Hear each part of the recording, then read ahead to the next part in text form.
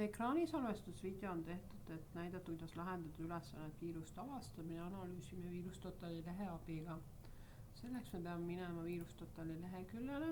VirusTotal on siis lehekülg, kus on võimalik sisestada faile, räsisid, URL-e, et teha kindlaks, kas tegemist on kurivaraga või ei ole.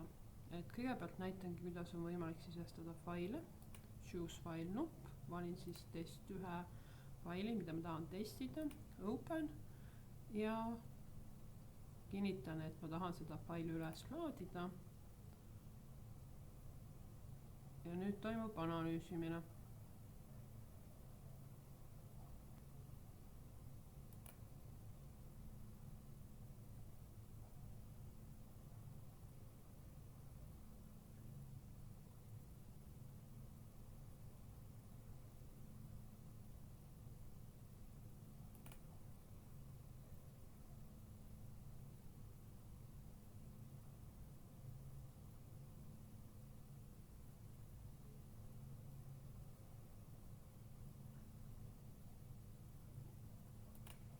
Analüüsi tulemus siis näitab, et ta ei ole viirus, kuna kõik viirustõrje tarkvarad on ütelnud, et ta on puhas. On võimalik, et ongi, et 54 tarkvara skännis ja tulemus on siis 0. Järgmisena näitan, kuidas sisestada räsi VirusTotalisse. Ülesande jaoks on välja kirjutatud 12 erinevat räsi, mis siis oleks vaja sisestada VirusTotalisse ja vaadata, mis on siis räsi analüüsi tulemus.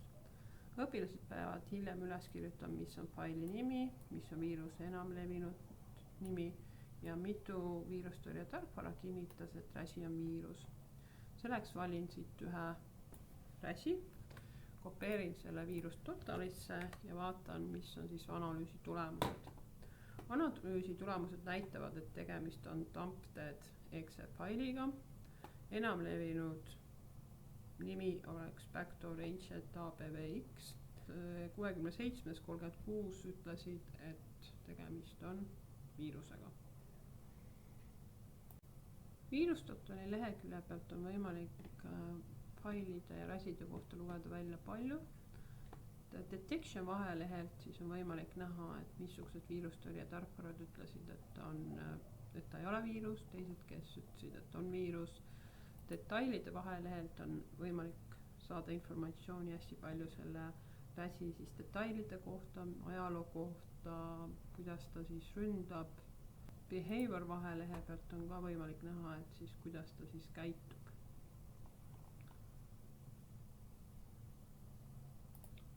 See oli lühikene ekraanilindistusvideo VirusTotali kohta, kuidas sisestada siis faile, kuidas sisestada räsi, missugust informatsiooni on võimalik VirusTotalist saada.